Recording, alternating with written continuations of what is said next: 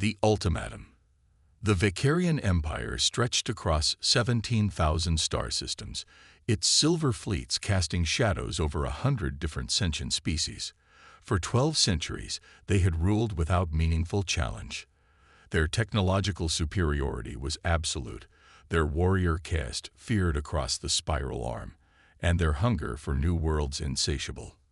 Emperor Zelkorath, 14th of his line, commanded resources that made entire civilizations tremble.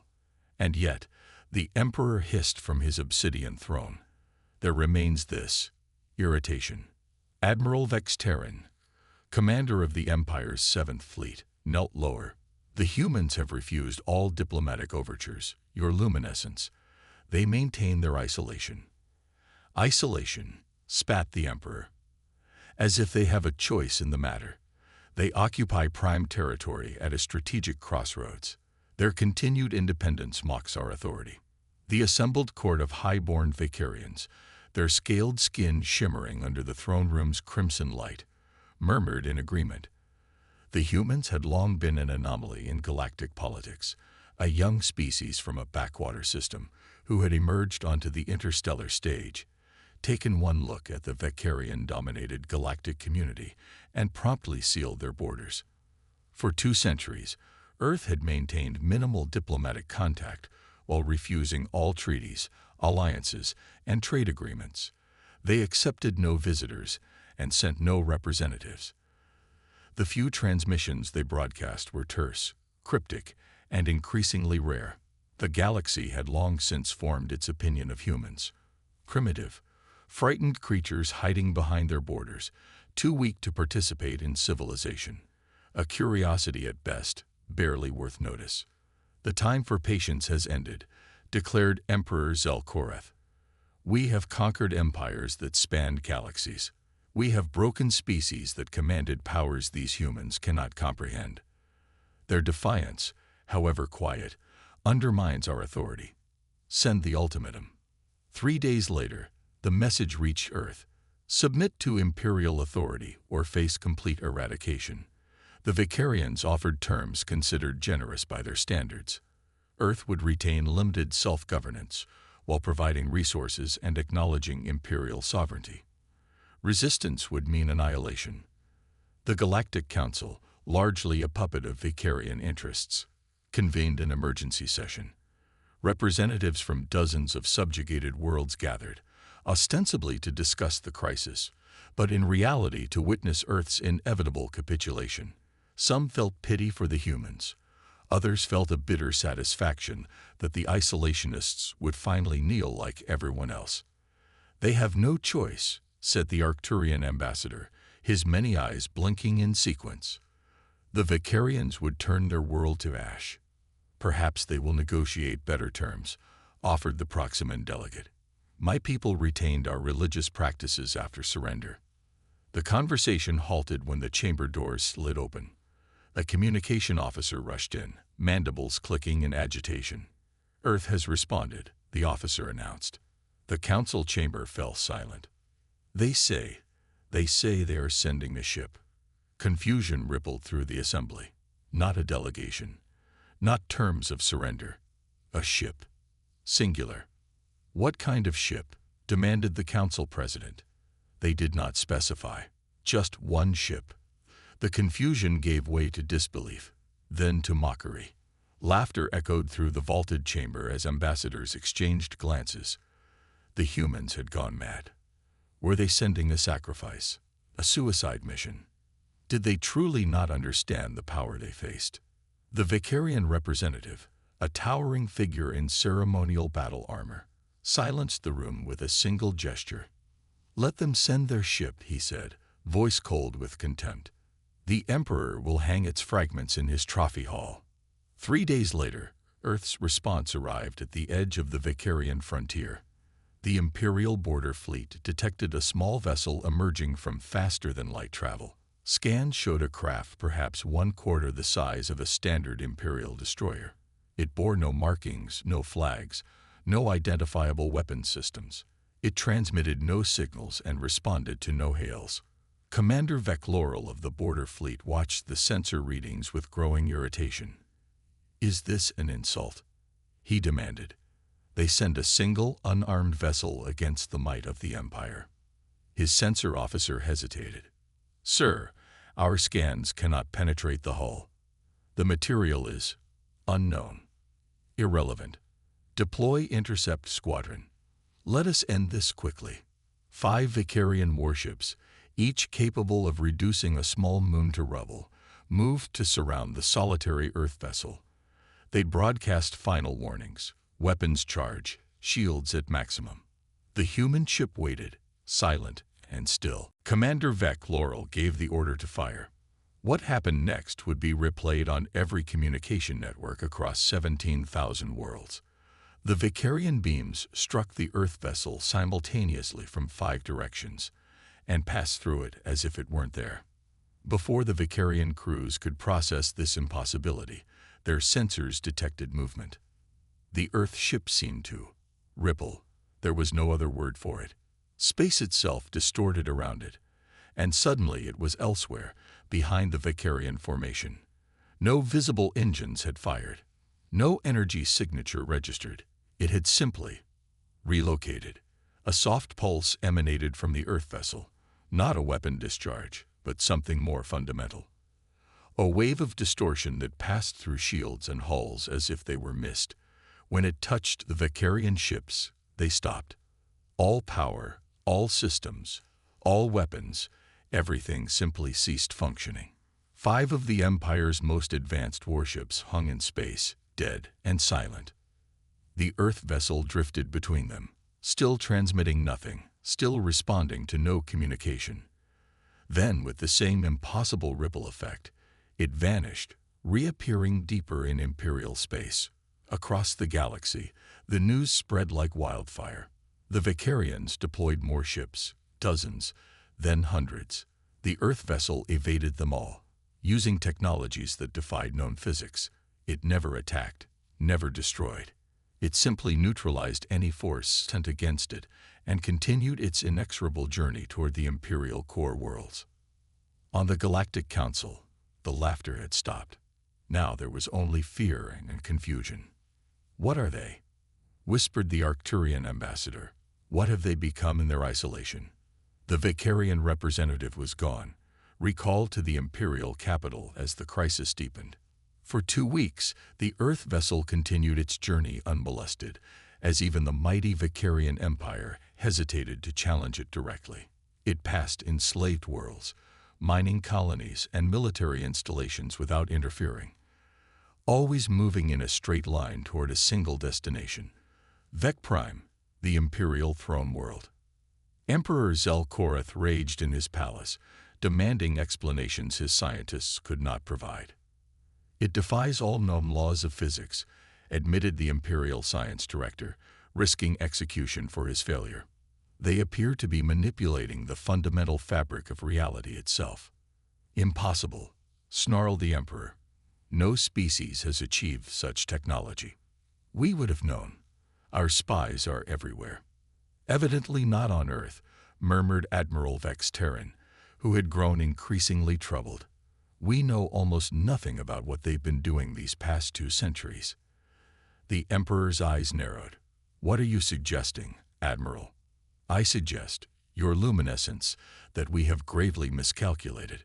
The humans didn't isolate themselves out of fear.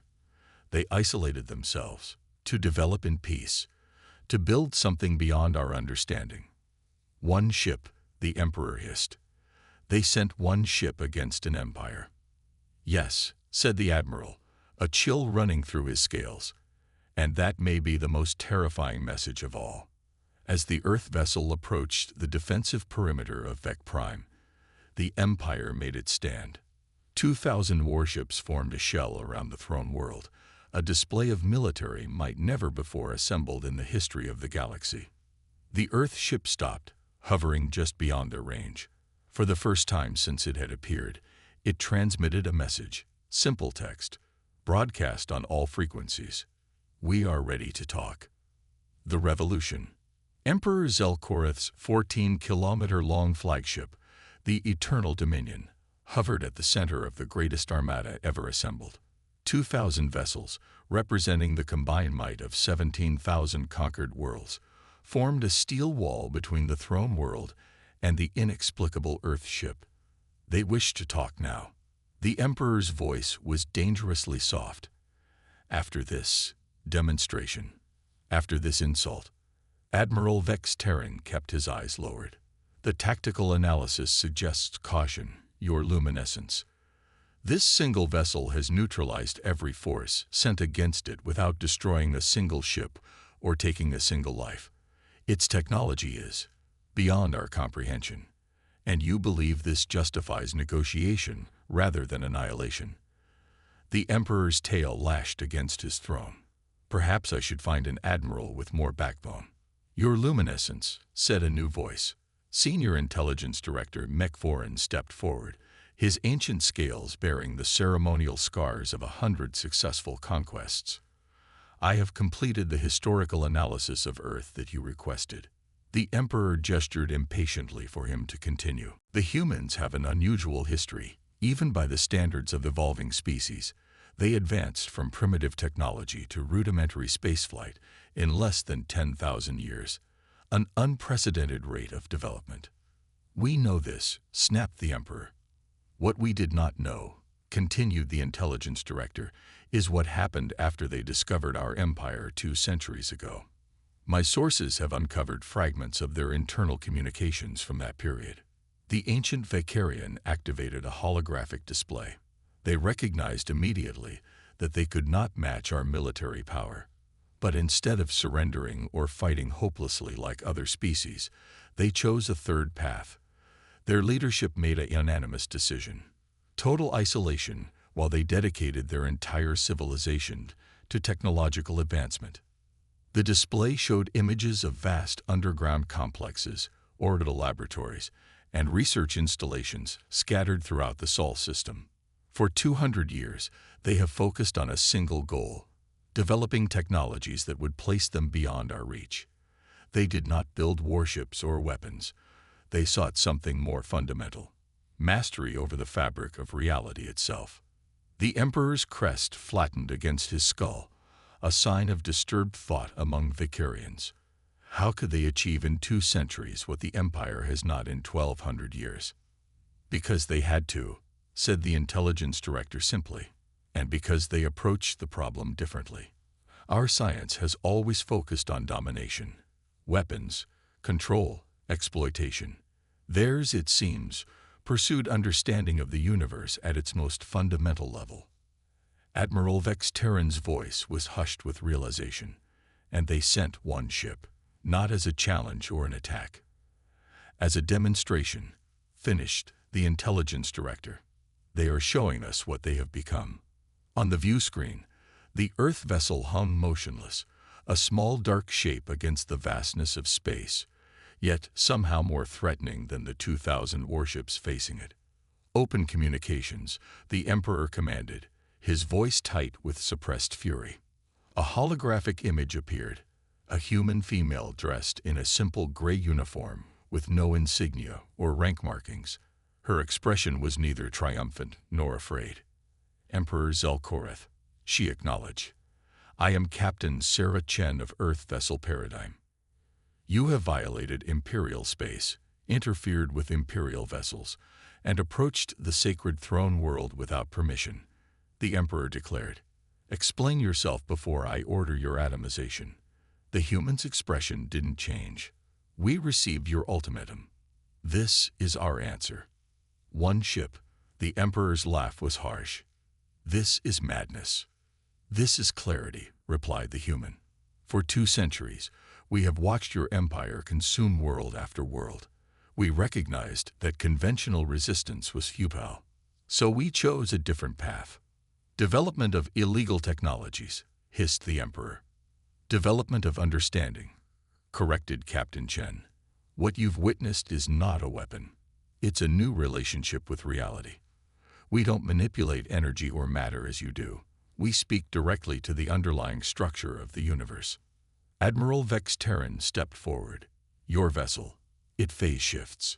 It exists partially outside normal spacetime. The human nodded, seemingly pleased by his understanding. A simplified explanation, but essentially correct. We are not entirely here in the conventional sense. And this gives you the arrogance to challenge an empire, demanded Zelkorath. No, said Captain Chen. It gives us the opportunity to offer an alternative. She gestured, and the holographic display expanded to show dozens of worlds, Vicarian colony planets where the subjugated populations lived under harsh rule. While we journeyed here, we deployed microsatellites throughout your empire. Each carries the fundamental principles of our technology, freely given to every species you've conquered. The Emperor rose from his throne, his voice a roar. You dare. We are not declaring war, interrupted Captain Chen. We are declaring the end of empire. Your technological advantage was the only thing maintaining your control. That advantage no longer exists. As if to emphasize her point, reports began flooding in from across Vicarian space. On 100 worlds, subjugated species were deactivating Imperial technology, shutting down control systems, and disabling weapons platforms. Not with violence, but with the same soft pulses the Earth ship had used, simply speaking to the fabric of reality and asking it to pause. This is revolution, snarled the Emperor. This is evolution, corrected the human. The era of the Vicarian Empire has ended.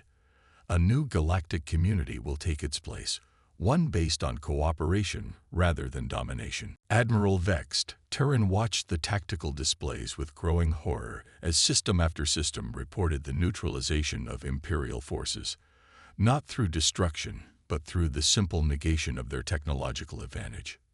You could have destroyed us, he realized aloud. At any point. Captain Chen nodded, but that was never our intention. Earth has no desire for empire.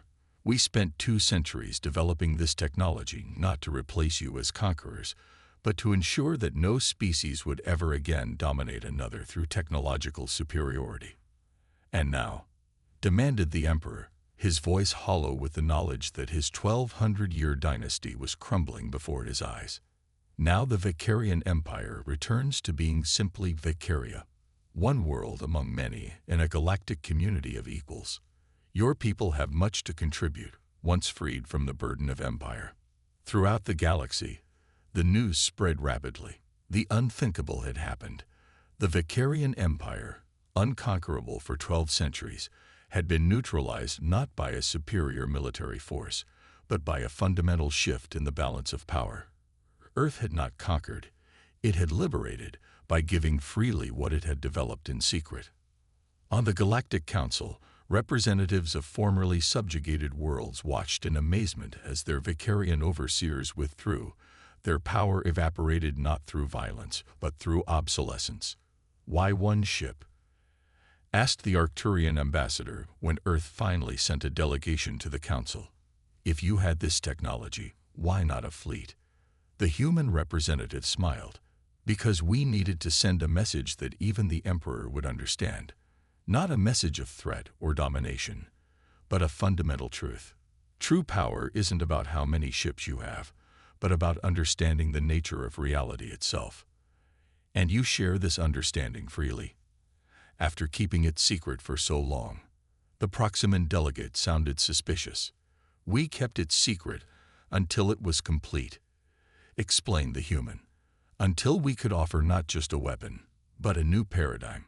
One ship was enough to demonstrate the principle. Now the knowledge belongs to everyone.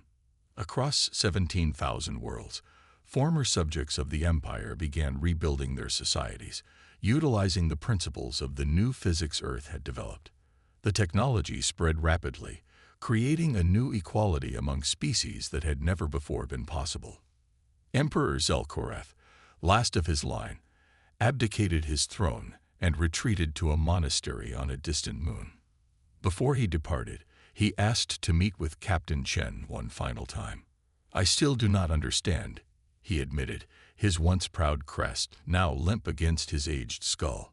You could have built weapons based on this technology. You could have replaced us as rulers of the galaxy. Why choose this path? Because we studied your history as carefully as we studied physics, replied Chen. Empires always fall. Domination always breeds resistance. We didn't want to repeat your mistakes. We wanted to transcend them. And what happens now? Asked the former emperor. The human's eyes reflected the light of distant stars. Now we all discover together what's possible when we cooperate instead of conquer.